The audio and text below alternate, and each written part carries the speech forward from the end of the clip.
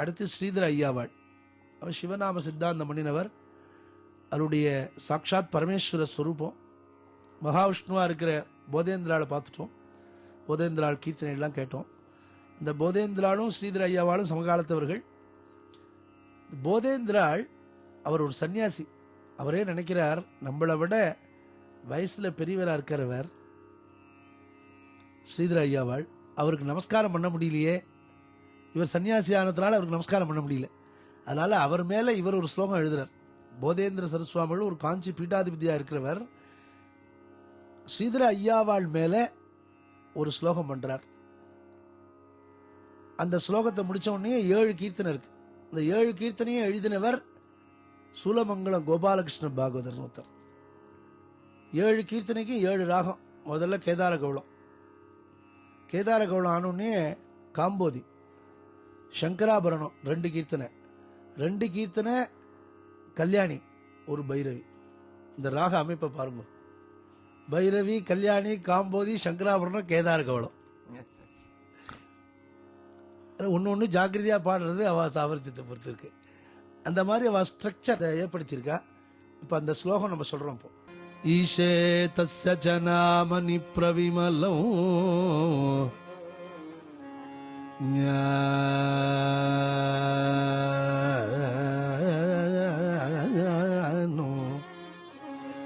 ஞானம்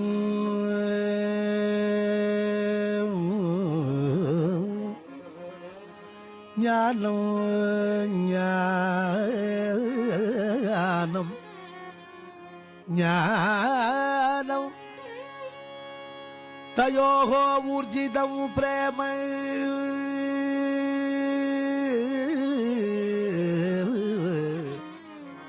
பிரேம ச தத்பரேஷு விரதிஷ்ச அன்யத்ர சர்வத்ர ச ஈஷக்ஷம் கருணா ச யஸ்ய நியதா விருத்திஹி ஸ்ருதஸ்யாபி யோ தம் வல்தே நரரூப மந்தகரிபு ஸ்ரீ வெங்கடேஷம் குரு ஸ்ரீகண்டமிவ பாஸ்வந்தம் சிவநாம பராயணம் ஸ்ரீதரம் வெங்கடேஷார்யம் ஸ்ரேயசே குருமாஸ்ரயே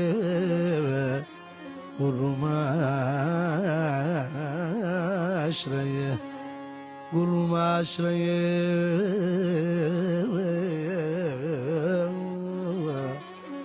குருமாஸ்ரயே குருமாஸ்ரயே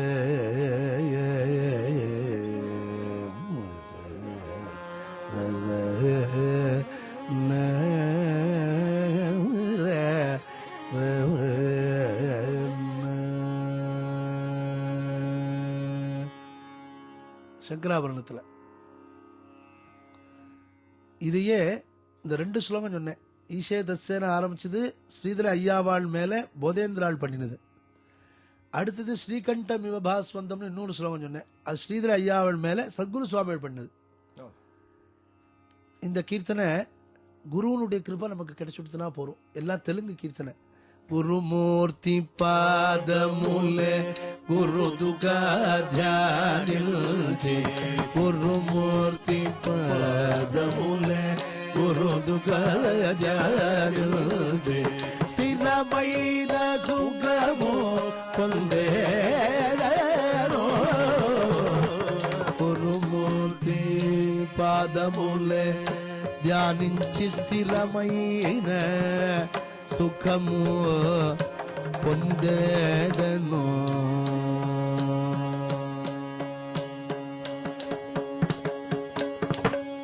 హరిగరులు ఇరువరులు ఒకరనుచు భక్తియుసేయ హరిగరులు ఇరువరులు ఒకరనుచు భక్తియుసేయ నరరూపమైన శ్రీధర వెంకటేశ్వర గురుమూర్తి పాదములే శృతి శృతి శృతి ధర్మశాస్త్ర సమ్మదని హరినామమే గదియను జో రోడమగు ಅದುಲೆ ಶ್ರೀ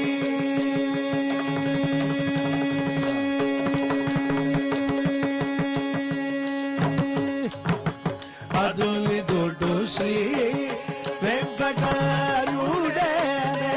ಜಯು ಕೃದುಲೋರು ಗೋಪಾಲ ಕೃಷ್ಣುಡೈ ಜಿನ ಶ್ರೀಧರ ಗುರು ಮೂರ್ತಿ ಮೂಲೆ ಗುರುದು ಸಿರಮುಯಿನ ಸುಗಮು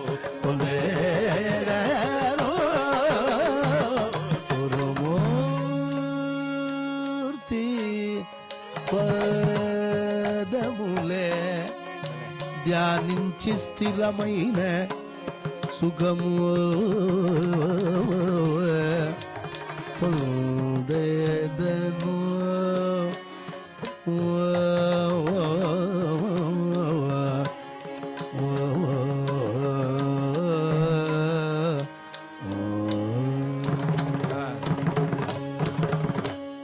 அத்தி அற்புதமான பாவமான கீர்த்தனை. அழகா இருந்தது. நீங்க கச்சேரியிலே பாடலாம். இதெல்லாம் நல்லா விஸ்தாரமா எடுத்து பாடுறாளா?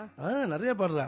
இதுல அடுத்த கீர்த்தனை சங்கராபரணம் ஆனோடனே இன்னொரு கீர்த்தனை கச்சேரிக்கு நல்லா பொருந்தும். கச்சேரி வித்வான்கள் பாடுறதுக்கு முன்னு நீவு சிற காலமுன்னு ஸ்ரீ ஹரி கீர்த்தன முன்னு நீவு சிற காலமுன்னு ஹரி கீர்த்தன దేశి నందుకు ఫలమనుచు ఇదే పరమతారకమణి మనస శ్రీధర వెంకటేశ్వర భగిమలజు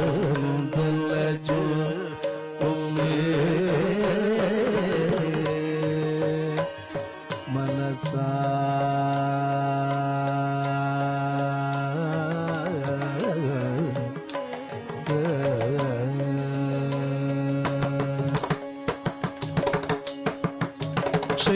శ్రీపతియకు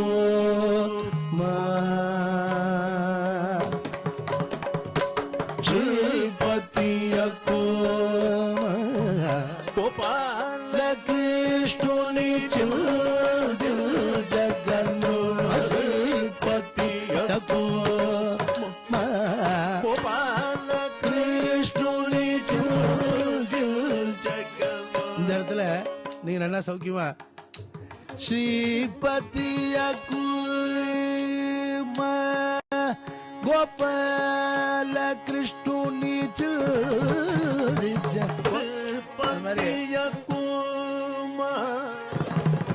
அழகா இந்த கீர்த்தனைய ஒரு பஜனையில கேட்டுட்டு நம்ம மகாவித்வான் நம்ம சங்கீத கலாநிதி நம்ம கேவிஎன் மாமா திருவான்மியூரில் ஒரு பஜனையில் கேட்டுட்டு இது ரொம்ப நல்லா இருக்குன்னு சொல்லி ஆற்றுக்கு வர சொல்லி இந்த கீர்த்தனை ரெக்கார்ட் பண்ணி திருவச்சனூர் ஐயாவாட உற்சவத்தில் இந்த கீர்த்தனையை பாடினார் நரவல் சுரத்தோட. நீங்கள் சரியான கேள்வி கேட்டால் அதுக்கு சொல்ல முடியுமான பாக்கியம் எனக்கும் கிடைச்சது. அதனால நன்னா இதுக்கு விஸ்தாரமாக ராகம் பாடி பைரவி பாடி தியாகபிரமா தானே பண்ணியிருக்கார். உபச்சார மூலனு அதேதான் மனச ஸ்ரீதர தானே. பட் எல்லாமே குரு கீர்த்தனை தானே? ஆமா. நீங்க இப்ப சொன்ன இந்த மும்மூர்த்திகள்ல போதேந்திராள் இப்ப பாடினது ஸ்ரீதர ஐயாவாள்.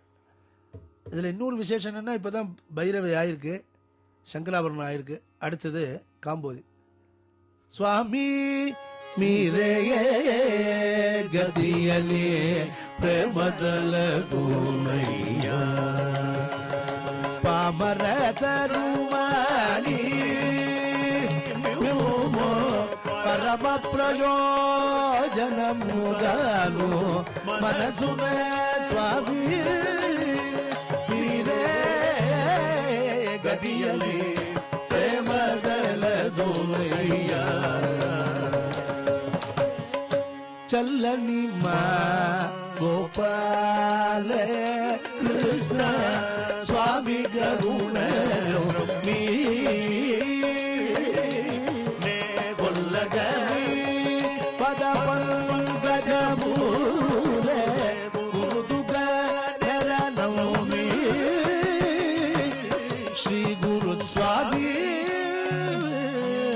మీరే కదియని ప్రేమదలదోనయ్యా.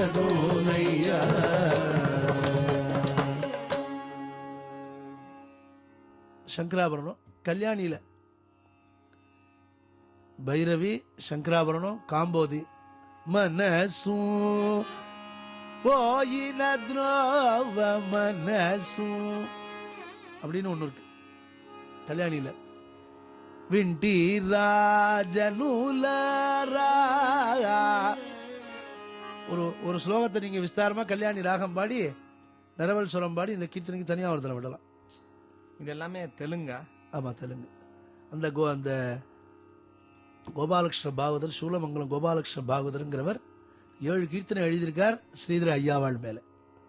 அப்போ ஒரு கச்சேரின்னு சொல்றத இப்போ ஒரு பஜனை சம்பிரதாய இதுல பாடும்போது இந்த பாட்டு எல்லாமே பாடணுமா, இந்த ஆர்டர்ல பாடணுமா, இல்ல நீங்க ஜஸ்ட் அதாவது இப்போ ஒரு இத்தனை கீர்த்தனை இருக்கு அப்படிங்கிறது எல்லாருக்கும் தெரியணும், தெரியாத வாழ்க்கை அப்படிங்கிறதுக்கு இது ஒரு நல்ல மேடை நீங்க கொடுத்துருக்க, அவ்வளவுதான். பட் எல்லா ஒரு பஜனை சம்பிரதாயம்னா ஒரு பஜனைக்கு ஒரு இடத்துல பஜனை பண்றோம்னா ஏதாவது ஒரு கீர்த்தனை மொத்தம் 3 கீர்த்தனை பாடணும், 3 பேர் மேல 3 கீர்த்தனை பாடணும், 3 குருவும் பாடணும், ஒன்னு பாடினா போறோம். 7 பாடுறதுன்னா எத்தனை நாளைக்கு முடிக்கிறது பஜனை? அதனால இது ஸ்ரீதர ஐயாவாள். இந்த ஸ்ரீதர ஐயாவாள் கீர்த்தனை முடிஞ்ச உடனே நாமாவளி. இப்போ போதேந்திராளுக்கு போட்டாப்புல பஜனே மானச போதேந்திரம் அதுதான் போடணும். இப்போ அடுத்தது பாட போறது இப்போ கங்காதர இதுல போய் கேதார கௌடம் விட்டு போச்சு. కేదార కూడా ఆరంభం. భుక్తి ముక్తులకు కారణమగు చిన్మూర్తి యందు నిండు ప్రేమ గల శివ భక్తే శ్రీధర వెంకట గురువర్య రూపముగ మగి జలకే శివ భక్తే.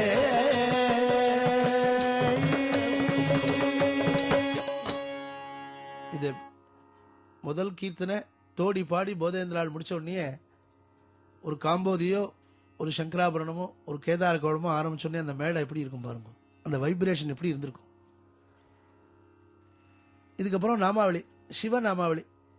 சிவநாமாவளி எதை பாடணும்னா இஷ்டத்துக்கு நமக்கு என்னென்ன தெரியுமோ பாட முடியாது. பிராச்சீனத்தில் இவர் பிரார்த்தனை பண்ணிட்டு ஸ்ரீதர ஐயாவாளுக்காக கங்கை அவளுடைய வீட்டு அவாத்து கொள்ளையில இருக்கிற கணத்துல கங்கை வந்து அனுகிரகம் பண்ணினதுனால கங்காதரான்னு தான் பாடுறது. ஏன்னா அவர் வேற யார், கங்காதர ஸ்வரூபம் தானே, சாட்சாத் பரமேஸ்வரன் தானே வேற. அதனால கங்காதர கங்காதர கங்காதர கங்காதரா கங்காதர கங்காதர கங்காதர கங்காதர கங்காதர கங்காதர கங்காதர கங்காதர கங்காதர கங்காதர கங்காதர கங்காதர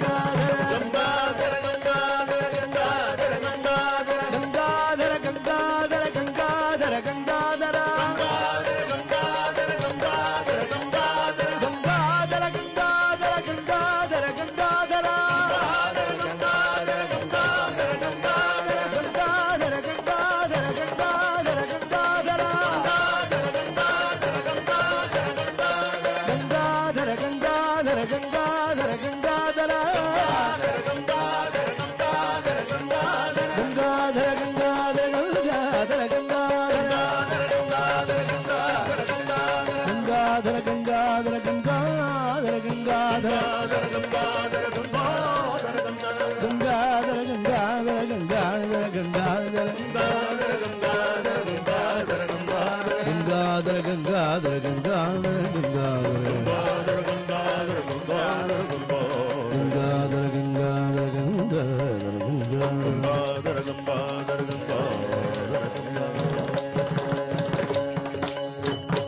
நம்ம பார்வதி பதயே ஸ்ரீதர ஐயாவாருலகு. இன்றைய தெரிந்து கொள்வோம் பகுதியில ஸ்வரஸ்தானங்களை பத்தி ரொம்ப டீடைல்டா எக்ஸ்பிளைன் பண்ண போறாரு கலைமாமணி டாக்டர் சுந்தர். இப்போ இண்டிவிஜுவல் ஸ்வரஸ்தானங்கள் பத்தி பார்ப்போம். அது ஆதார ஷட்ஜம். ஆதாரம் ஏன் அப்படிங்கிறது அப்புறமா சொல்றேன். ஆதார ஷட்ஜங்கிறது நீங்க கூட ஒரு கச்சேரியில் பார்த்துருப்பேன். அந்த தம்புராலாம் போட்டு அந்த பாடும்போது அந்த தம்புராக்கு ஏற்ற மாதிரி எல்லா வாத்தியங்களும் அல்லது நம்ம பாட்டானது அந்த குரலும் அந்த அந்த ஸ்ருதிக்கு ஏற்ற மாதிரி நம்ம அப்படி அணைஞ்சு இருக்கும். அது ஆதார ஷட்ஜம். எந்த ஒரு பில்டிங்க்கு தேவையானது ஃபவுண்டேஷன். இந்த ஃபவுண்டேஷன் தான் ஆதார ஷட்ஜம். இந்த ஆதார ஷட்ஜம் இல்லாமல் நம்ம அடுத்ததுக்கு போக முடியாது. ஏன்னா இது பேசிஸ்ல தான். அந்த சா பேஸ் பண்ணி தான் அந்த சா பேஸ் பண்ணி தான் அந்த தெய்வதம், சா பேஸ் பண்ணி தான் அந்த பஞ்சமம். புரியுறதா? ஸோ அது எஸ்டாப்ளிஷ் ஆகணும். அதுக்கு தான் நம்ம தம்புரா வச்சுக்கிறது. அடுத்தது ரீ கா மா ப த நீ சா. அதானது இந்த சா உடைய டபுள் ஃப்ரீக்வன்சி. சா கேட்கறதுக்கு ஒரே மாதிரி இருக்கும், ஆனா மேல் பிச் அது. சரே க ம ப த நீ சா சா நீ த ப ம க ரே சா. அது என்னது ரிவர்ஸ்ல வரீங்க அப்படின்னு நீங்க கேட்கலாம். கீழே மேல போகும்போது இந்த கீழே மேலங்கிறது இன்க்ரீஸ் ஃப்ரீக்வன்சி அப்படிதான் சொல்றேன்னா. பட் சரே க ம ப த நீ சா அதாவது இன்க்ரீசிங் ஃப்ரீக்வன்சி. அது டிக்ரீஸ் ஆகும்போது சா நீ த ப ம க ரே சா. இந்த 8 ஸ்வரங்கள் they form an octave. அப்போ எல்லா சங்கீதமும் இந்த ஆக்டேவ். நமக்கு அது வார்த்தை ஸ்தாயின்னு சொல்லுவோம். இது மத்திய ஸ்தாயி. நிறைய பாட்டுகள் எல்லாம் இந்த மத்திய ஸ்தாயில தான் இருக்கும். ஏன்னா இதுதான் நமக்கு குரல் வளத்துக்கும் வாத்தியத்துக்கும் சௌரியமான ஒரு ஸ்பேஸ். நம்ம பாடுறதுக்கு சௌரியமா இருக்கும். ஆனா சில பாட்டெல்லாம் கொஞ்சம் இறக்கமா இன்னும் லோவர் ஃப்ரீக்வன்சியில இருக்கும். சா நீ த ப அப்படின்னா என்ன? இது இன்னும் we are decreasing the frequency to the lower octave. lower frequencies இருக்கும். அதே மாதிரி மேல தார ஷட்ஜம் சொன்னேன் இல்லையா, அதே மாதிரி மேலையும் ஆக்டேவ்ஸ் அந்த தார ஷட்ஜத்துக்கு மேல ஹையர் ஆக்டேவுக்கும் போகலாம். சாரி கமாம் மாகரிசம் அது வரைக்கும் ஹையர் ஆக்டேவ் தாரஸ்தாயி. இப்ப அடுத்த வாரம் ஒவ்வொரு ஸ்தாயோட அமைப்பும் அதுக்கப்புறம் அதனுடைய ஸ்வரங்களுடைய வேரியேஷன் இந்த ஸ்வரஸ்தானங்கள்ல அதையும் பார்க்கலாம்.